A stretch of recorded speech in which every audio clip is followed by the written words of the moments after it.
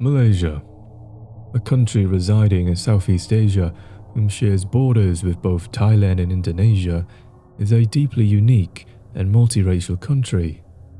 Despite this uniqueness, it does share a similarity with that of the rest of the world: stories of the supernatural. Malaysia has a rich history, having been colonized by both the British and Japanese, but despite this, they fought for their independence and have now become a powerhouse nation in the Southeast Asian region.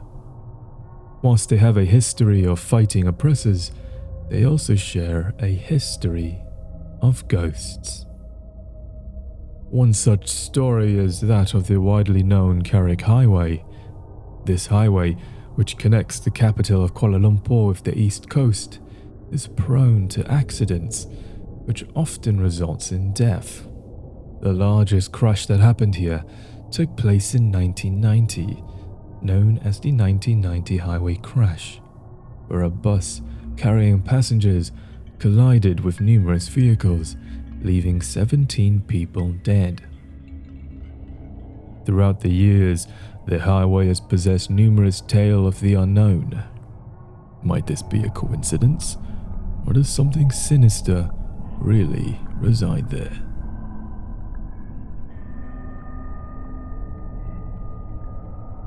There exists a tale about a couple whose vehicle had broken down in the middle of this highway. Despite the wife's protest, the husband exited the vehicle in search of assistance. Hours passed by and the wife, annoyed with her husband leaving her, had fallen asleep, only to be woken up by loud thumpings. But before she could exit the vehicle to investigate, police lights blinded her, with instructions to walk slowly towards them and not look back. The banging, however, continued, and overwhelmed with curiosity, she turned back to see a creature perched on top of her vehicle, eating the beheaded remains of her husband whilst banging his head on the roof. The creature would then fly off into the night, never to be seen again. Whilst the validity of this story is questionable, the next supernatural event possesses numerous witness accounts whom all say the same thing: that of a young schoolboy.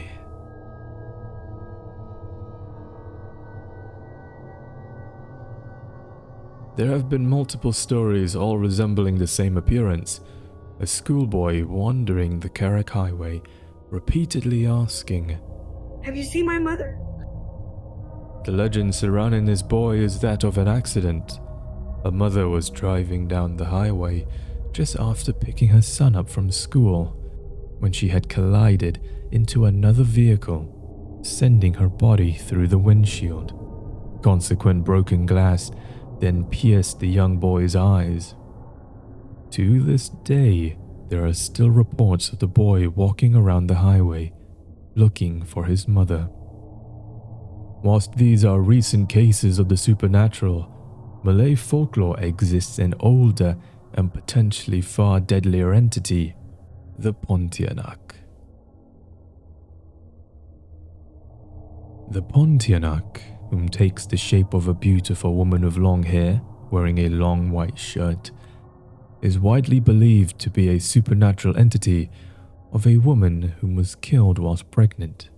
She is said to lure men with her beauty before revealing herself as a vampiric bloodsucker, ripping through their internal organs. This next story is a real-life experience from Kevin, courtesy of Prop Social. Living in Bukit Damansara as a student has many perks, including easy transportation and proximity to the Help University if you are studying there. And as a student, the hours kept are quite odd. Deciding to wash his clothes at 4 a.m. one day after he was done studying, Kevin took his wash basket down to the kitchen where the washing machine was located. Happily dumping his clothes in and anticipating returning to his bedroom to sleep, a glimpse of light caught his attention. Thinking it might be a cat up the wall, he turned to look up out of the window. He then noticed that the color of the glints were red and appeared to be looking at him. Not believing in ghosts, he then proceeded to pour the clothes detergent in, before suddenly feeling that he was indeed being stared at. Turning around to look at what he thought was a cat again, he slowly realized that they did indeed look like eyes belonging on a head full of long hair, staring directly at him. Cautiously, he closed the washing machine, picked up his wash basket as casually as he could, inched his way back into the house, slammed the door to the kitchen shut, and then tore up to his bedroom in fright and horror. Remembering in the bedroom that where the eyes were was a banana tree, he then figured that he had just seen a real-life Pontianak. The existence of this entity is not unique to Malaysia. Stories of her appearance reside all throughout Southeast Asia, most prominently Indonesia, where she is known as the Kuntilanak, and Singapore, all sharing slightly different nuances but repeating the same thing. That if you are alone and hear the sound of an infant crying or the smell of a decaying corpse or plumeria flower, do not approach it. What is interesting about this folklore is the appearance of the entity. It is not uncommon for many countries to possess stories of the supernatural, in which many of them describe the appearance of a spirit as that of a woman with long hair wearing a white shirt. This may be just happenstance and the passage of folklore through different countries and generations, but the existence of such an entity worldwide and throughout history leaves one to think on and question.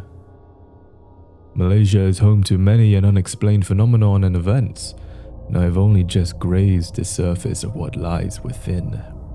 But I will leave that for another day. Before I depart, however, I must remind you, stay safe, and if you ever feel as if you are being watched, do not panic.